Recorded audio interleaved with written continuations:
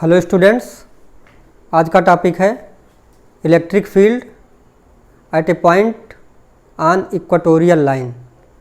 Last video में हम लोगों ने electric field eight A point on axial line निकाला था।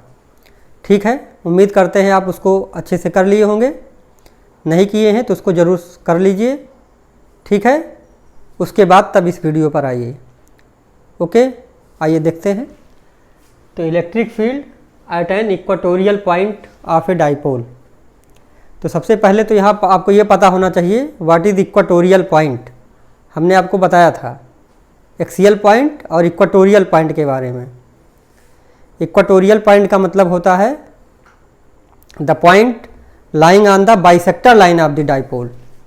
जैसे सपोज करिए कोई आपका ये डाइपोल है, चलिए यहाँ बना देते हैं। कोई डाइपोल सपोज करिए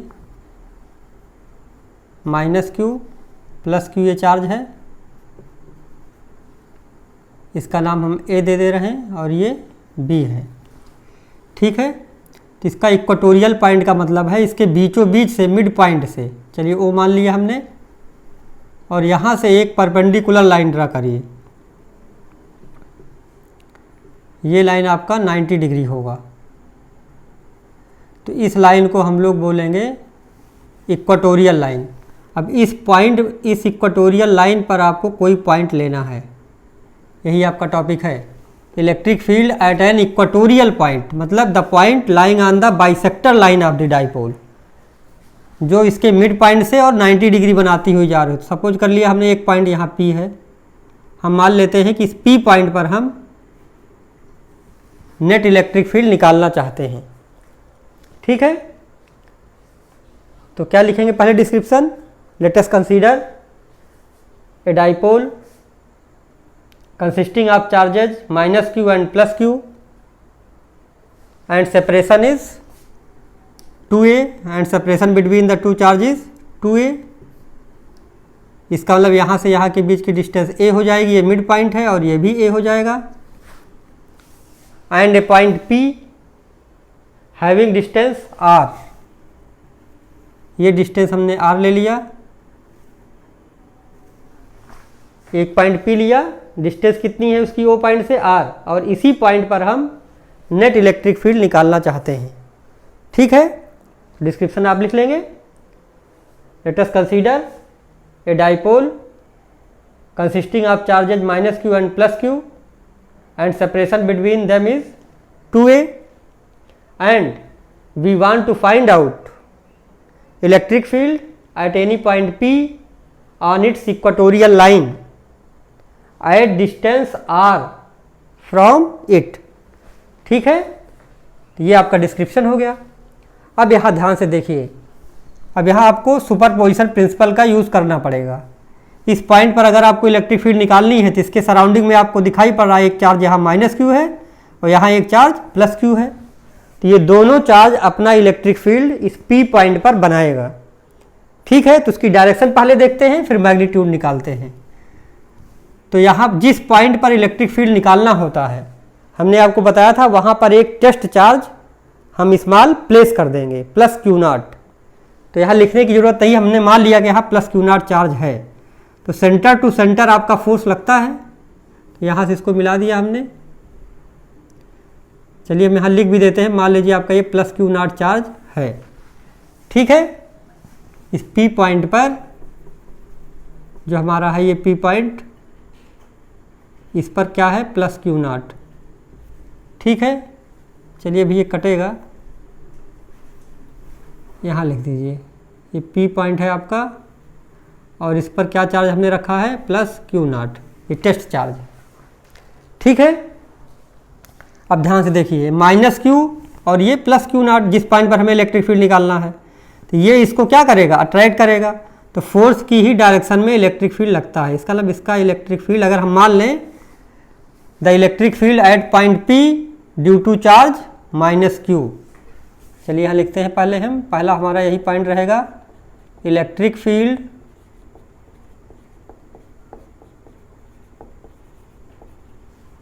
एट पॉइंट P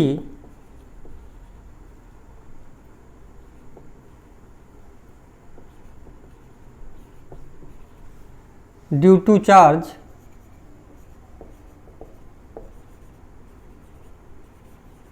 कौन सा चार्ज, माइनस क्यू पहले हम लेते हैं, ठीक है। और इसका नाम हम क्या लिखते हैं, E1, मैग्नीट्यूड हम यहाँ लिख रहे हैं, अभी इसका वेक्टर फॉर्म नहीं लिखना है, ठीक है।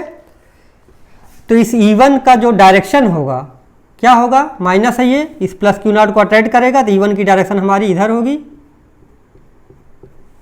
ठीक है, मतलब अलोंग PA, ठीक है।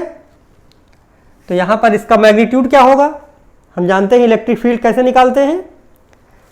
इलेक्ट्रिक फील्ड का फार्मूला क्या है, electric field E equal to 1/4 pi epsilon naught source charge upon distance किसके बीच में, सोर्स चार्ज और उस पॉइंट के बीच के डिस्टेंस का स्क्वायर, मतलब Q अपान R स्क्वायर।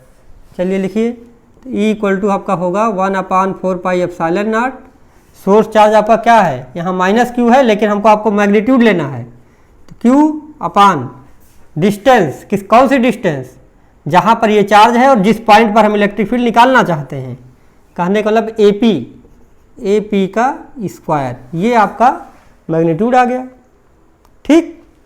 अब डायरेक्शन भी लिख दीजिए, मैग्नीट्यूड हो गया, इसके साथ डायरेक्शन भी लिख दीजिए क्योंकि वेक्टर क्वांटिटी है। तो अलोंग किधर है, अलोंग PA, ये आपका काम हो गया, E1 इलेक्ट्रिक फील्ड आ गई। इसी तरह electric field at point P due to charge plus Q निकालिए, इसको यहाँ से मिला दीजिए। चलिए यहाँ लिखते हैं, इलेक्ट्रिक फील्ड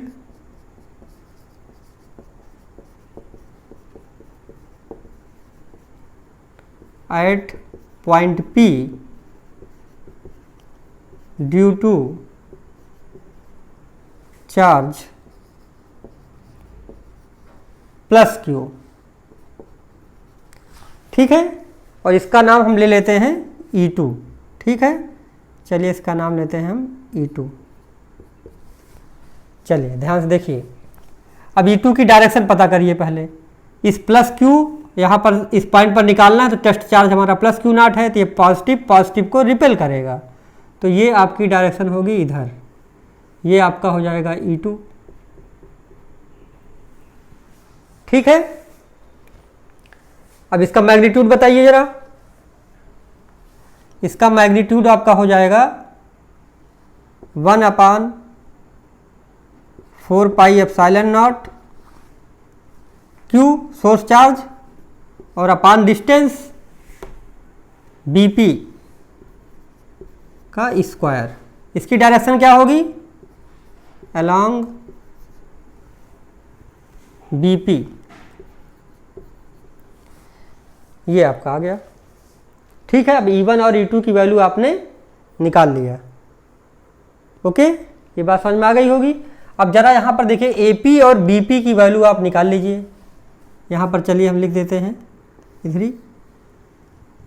अगर आप इस ट्रायंगल में देखेंगे, देखिए from triangle APO, in triangle APO, यहाँ से आप देखिए AP की वैल्यू क्या आएगी, ये आपका है A, ये है R, तो आपको निकालना AP स्क्वायर, देखिए 90 डिग्री है, तो ये आपका हाइपोटेन्यूस हो गया, तो ये आपका आएगा AP square equal to, AP square ही हमको निकालना है, तो AP स्क्वायर इक्वल टू क्या आएगा, AO square plus OP square, AO square plus OP square, Pythagoras theorem जानते हैं।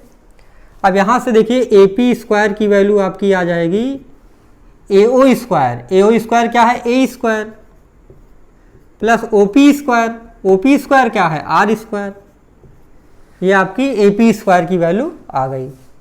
इसी तरह से आप इन ट्रायंगल आपने APO में लिया था, यहाँ देखिए BPO में ले लीजिए, इन ट्रायंगल BPO, यहाँ पर देखिए ये 90 डिग्री, इधर से भी 90 डिग्री हो जाएगा, तो आपको BP स्क्वायर की वैल्यू निकालनी है। तो यहाँ देखिए BP स्क्वायर आपका आ जाएगा, ये हाइपोटेन्यूस है तो बेस का स्क्वायर प्लस परपेंडिकुलर का स्क्वायर, तो आपका ये है OB square plus OP square, ठीक है, O B square plus O P square. O B square क्या है, ए स्क्वायर, ये आपका ए है, पूरा 2a था तो ये मिड है, ए और ए में बढ़ गया है तो ए स्क्वायर, और प्लस ओ पी स्क्वायर क्या है, आर स्क्वायर। यहाँ से आप देखिए ए पी स्क्वायर और बी पी स्क्वायर बराबर आ रहा है और पूरी क्वांटिटी ये सेम है, 1/4 pi naught Q, 1/4 pi epsilon naught Q. कहने का मतलब यहाँ से E1 और आपको E2 बराबर मिल रहा है मैग्नीट्यूड। ठीक है, इतना नोट करिए जल्दी। अब यहाँ से आप इसकी वैल्यू पुट कर सकते हैं, चलिए हम यहाँ लिख देते हैं बाई पुटिंग वैल्यूज़। इसको आप इक्वेशन 1 बना दीजिए, इसको इक्वेशन 2 बना दीजिए। चलिए, by putting values in equation 1 and 2 put करिए तो E1 की वैल्यू हम मैग्नीट्यूड लिख रहे हैं, डायरेक्शन हम अभी नहीं लिख रहे हैं। E1 की वैल्यू आ जाएगी आपको 1/4 pi epsilon naught Q upon A P square. A P square क्या है, A square plus are square, A square plus are square. ठीक है, ये मैग्नीट्यूड आपका E1 आ गया। इसी तरह से एंड E2 की वैल्यू क्या आ जाएगी, E2 आपका क्या आएगा, देखिए यहाँ से तो 1/4 pi epsilon naught Q upon B P square, और बी पी स्क्वायर कितना है, ये भी आपका यही है, A square plus are square. अब देखिए यहाँ से E1 और E2 दोनों बराबर है, तो ये इंगित कर रहा है आपका E1 इक्वल टू E2, और इसको हम मान लेते हैं E। तो यहाँ तक आपको समझ में आ गया होगा।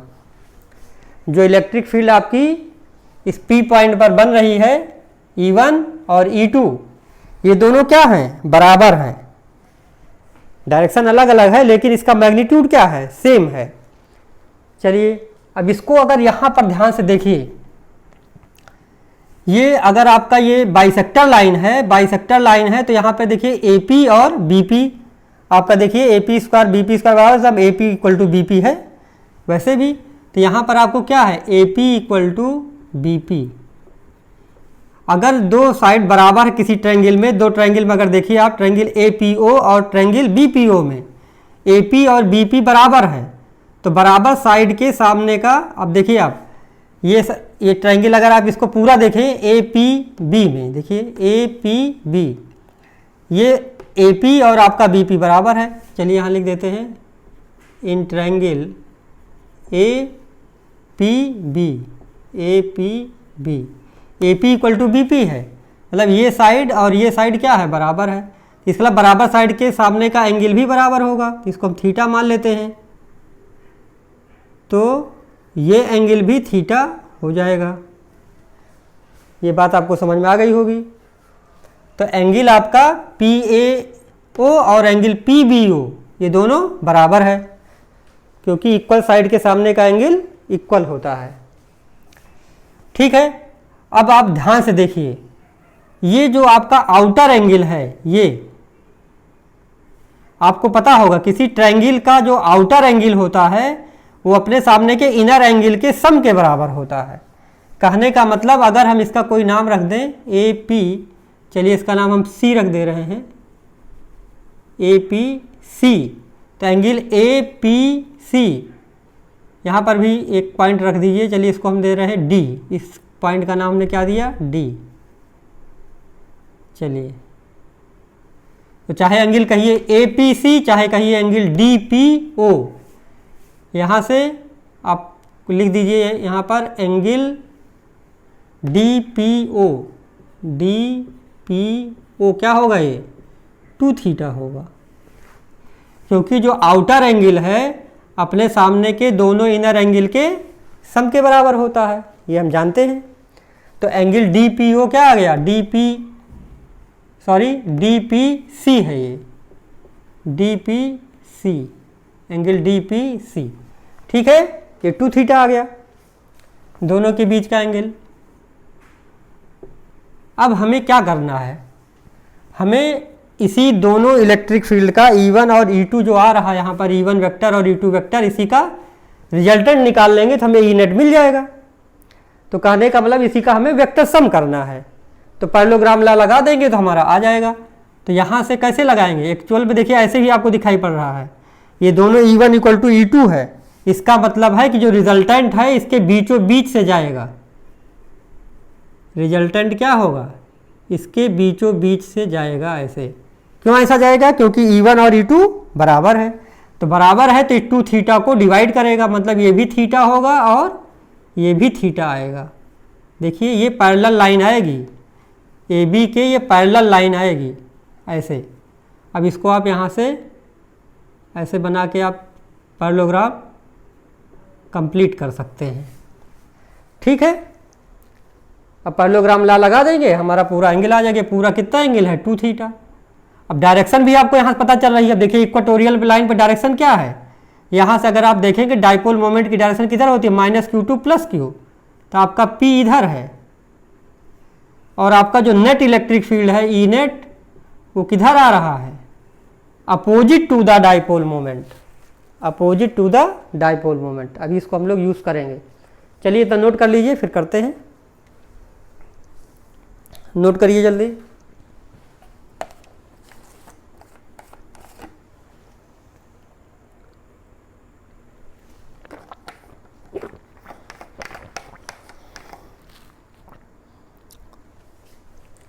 ठीक है, आपको ये समझ में आ गया होगा। आइए इसको आगे करते हैं। इसको हम मिटा रहे हैं। अब आप यहाँ इसकी वैल्यू लिख देते हैं, E1 equal to E2 equal to E, और इस E की वैल्यू हमारी क्या आई है, कोई भी एक वैल्यू लिख देते हैं। यह है 1/4 pi epsilon not Q/A² plus R²। ठीक है, ये हमारी वैल्यू है। चलिए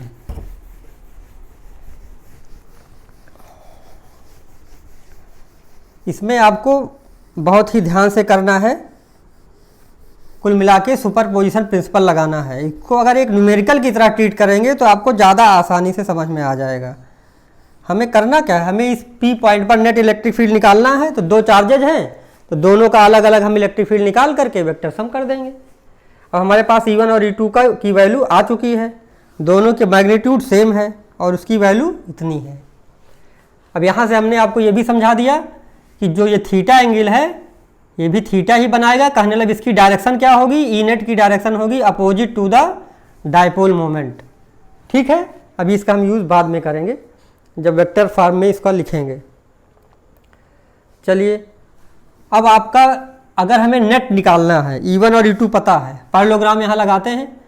पैरेललोग्राम लॉ से आपका ई नेट क्या आएगा, E net root P² + Q² + 2PQ cos theta, ये फार्मूला है।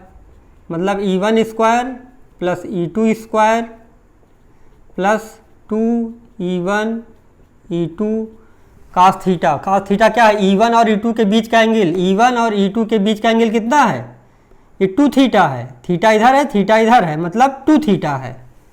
तो cos 2 थीटा ये आपकी पैरेललोग्राम लॉ से ये वैल्यू आ जाएगी। इसी को सॉल्व कर लीजिए, आपका रिजल्ट आ जाएगा। तो ई नेट क्या है, रूट E1 की वैल्यू क्या है, E, चलिए इसको और सिंप्लीफाई कर देते हैं, E² + E² + 2E × E और cos 2 थीटा।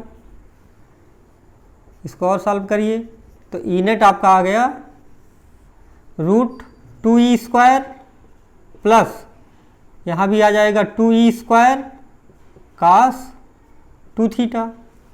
अब यहाँ से अगर आप ई नेट निकाल लेंगे तो आपका आ जाएगा 2E² कॉमन ले लीजिए, ये आ जाएगा 1 + cos 2 थीटा।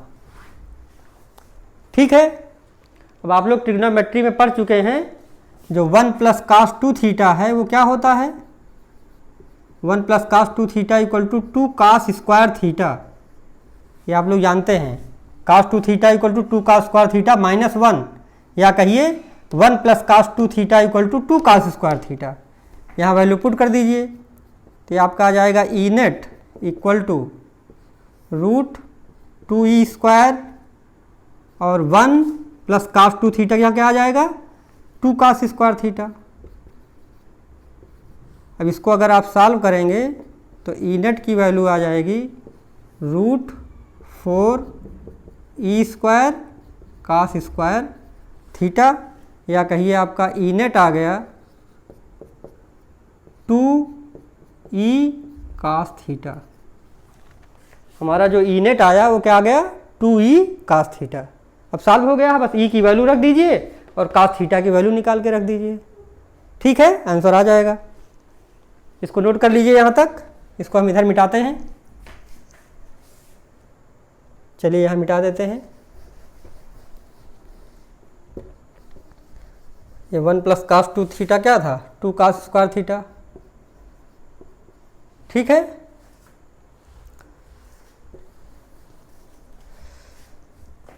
यहाँ तक हो गया, ओके। अब चलिए हमें क्या चाहिए, ई की वैल्यू तो हमें पता है, cos थीटा की वैल्यू निकालना है।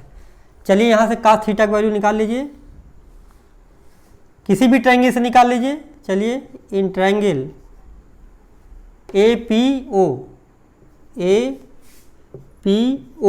APO में देखिए, यहाँ से अगर आप देखेंगे cos थीटा, तो cos थीटा की वैल्यू क्या आएगी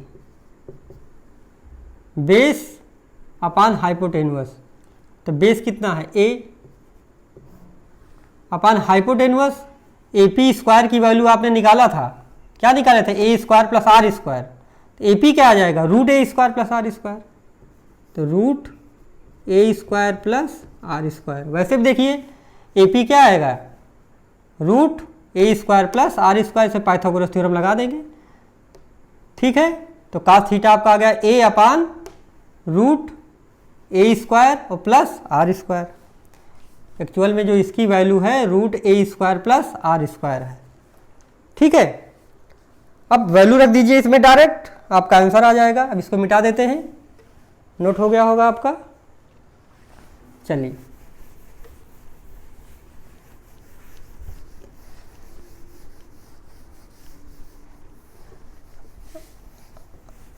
वो आपका आ गया E net equal to 2 E की वैल्यू क्या है 1 upon 4 pi epsilon naught Q upon a square plus are square. यह तो आपका ई हो गया। cos थीटा की वैल्यू आ गई आपकी a upon √a square plus are square. Solve कर लीजिए तो आपका आ गया ई नेट इक्वल टू, यहाँ देखिए 2qa जो हमारा डाइपोल मोमेंट होता है p इक्वल टू क्या होता है इधर charge multiplied by the distance between them. Distance between them क्या है 2a, तो q इंटू 2a आपका डाइपोल मोमेंट है। तो आपका 2qa आपका क्या है डाइपोल मोमेंट। तो इसको लिख सकते हैं 1 upon 4 pi epsilon naught p upon, ये देखिए a square plus are square power 1 है यहाँ पर, और यहाँ a square plus are square power 1/2 है। जब 1 प्लस 1/2 जोड़ेंगे तो 3/2 आ जाएगा। तो यह आ जाएगा आपका a square plus are square की पावर 3/2। ये आपका net electric field at an equatorial point आ गया, ठीक है। अब इसकी डायरेक्शन क्या है, डायरेक्शन क्या है देखिए यहाँ पर डायरेक्शन इसकी क्या है parallel to the dipole axis है, लेकिन अपोजिट डायरेक्शन में है। मतलब आपका डाइपोल मोमेंट डायरेक्शन क्या है -q2 + q, और ये किधर से किधर चल रहा है ऐसे चल रहा है, मतलब अपोजिट। तो आपकी जो ई नेट की डायरेक्शन है, क्योंकि ये पैरेलल है तो पैरेलल वेक्टर का मतलब अलोंग हो जाएगा, तो opposite to the dipole moment इसकी डायरेक्शन क्या है हम लिख देते हैं यहाँ पर अलोंग, सॉरी यह चलिए यहीं लिख देते हैं opposite to the dipole moment.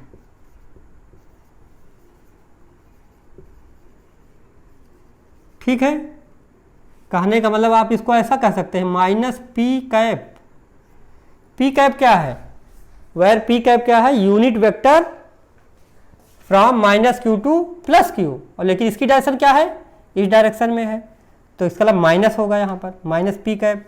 यहाँ लिख सकते हैं वेयर पी कैप क्या है, इस यूनिट वेक्टर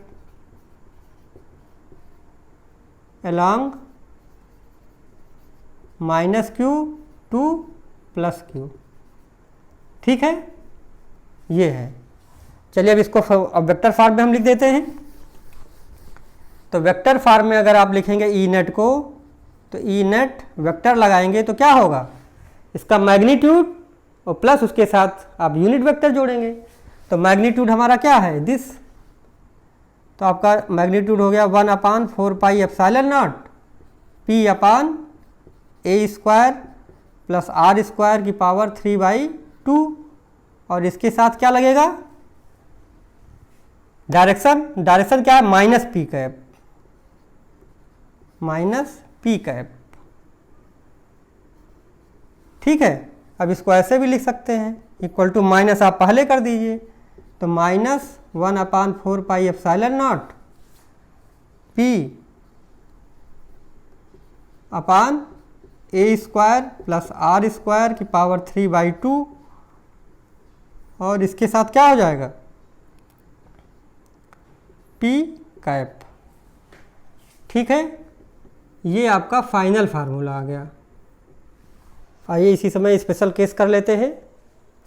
स्पेशल केस इसमें ये है कि अगर आपका जो ये आर है अगर ए से बहुत ज़्यादा है तब क्या होगा, कहने का मतलब फॉर ए शार्ट डाइपोल, इसको ऐसे बोलते हैं, स्पेशल केस है ये।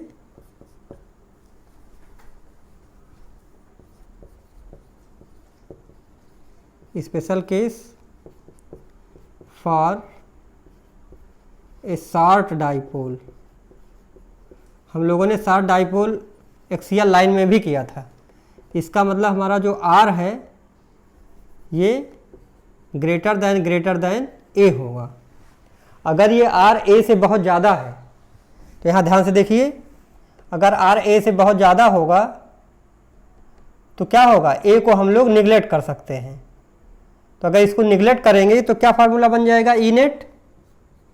देखिए यही ई नेट जो आप निकाल रहे हैं, यही हमारा इक्वेटोरियल लाइन पर नेट इलेक्ट्रिक फील्ड है। तो इसको हम लोग ऐसा भी लिख सकते हैं, ई इक्वेटोरियल इक्वल टू, ठीक है, क्या आ जाएगा ये 1/4 पाई एप्सिलॉन नॉट। यहाँ पर देखिए P अपान आर स्क्वायर है, तो ये 2 और 2 कट जाएगा, तो ये आ जाएगा आर क्यूब। ठीक है, और ये P कैप, ये आपका फाइनल फार्मूला बन जाएगा ई इक्वेटोरियल का 1/4 pi epsilon naught P upon r cube P cap. ठीक है, इसको नोट कर लीजिए। फिर इसको इसी समय हम लोग एक्सियल लाइन से भी कंपेयर कर लेते हैं। ठीक है, नोट करिए जल्दी। चलिए इसको इधर मिटा देते हैं।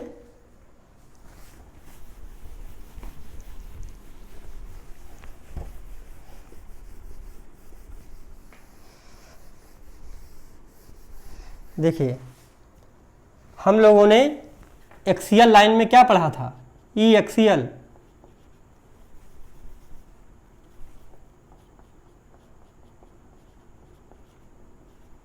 ई एक्सियल हम लोगों ने पढ़ा था, सेम यही फार्मूला था फॉर ए शार्ट डाइपोल के लिए। यहाँ 2p था, हम लिख देते हैं 1/4 पाई एप्सिलॉन नॉट। ठीक है, और यहाँ था 2p अपान आर क्यूब और p कैप। यहाँ पर देखिए, यहाँ पर आपका ये माइनस था, यहाँ पर इसको माइनस भी नोट कर दीजिए, क्योंकि जो नेट इलेक्ट्रिक फील्ड है इक्वेटोरियल लाइन में, ध्यान से देखिए, ये ई नेट इक्वेटोरियल लाइन के लिए ये anti parallel to the dipole moment है। डाइपोल मोमेंट इधर है, उसके इधर है, मतलब anti parallel to the dipole moment. ऐसा भी हम लिख सकते हैं, opposite to the dipole moment. इसको याद रखेंगे, ये 1 मार्क्स में क्वेश्चन पूछा जाता है, अपोजिट टू डाइपोल मोमेंट, या इसी को कहते हैं anti parallel to dipole moment. ठीक है ना, इसमें क्या था formula, E axial 1/4πε02p/r³ p cap, मतलब ये था parallel to the dipole moment या अलोंग द डायपोल मोमेंट।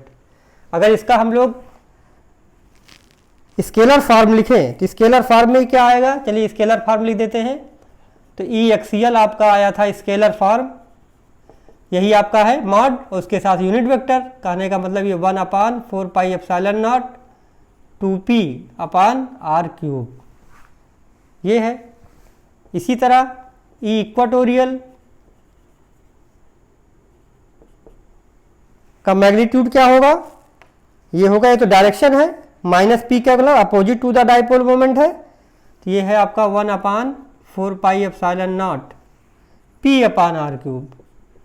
अगर इसी दोनों इक्वेशन को देखें हम, अगर इसको इक्वेशन ए बना दें, इसको इक्वेशन बी, तो from equation A and B, क्योंकि कभी कभी 5 मार्क्स में क्वेश्चन आता है तो इसको रिलेट करने के लिए दिया जाता है। तो यहाँ पर देखिए आपका जो ई एक्सीएल है इसका 2 टाइम्स है, देखिए अगर यहाँ 2 कर दें, इसको 2 से मल्टीप्लाई कर दें तो ये 2p/r³ आ जाएगा, मतलब ई एक्सीएल के इक्विवेलेंट आ जाएगा। कहने का मतलब E axial equal to 2 times E equatorial, ठीक है। ये हमारा रिलेशन मिल गया एक्सियल लाइन और इक्वाटोरियल लाइन में, ठीक है। ओके, इसको नोट कर लीजिए।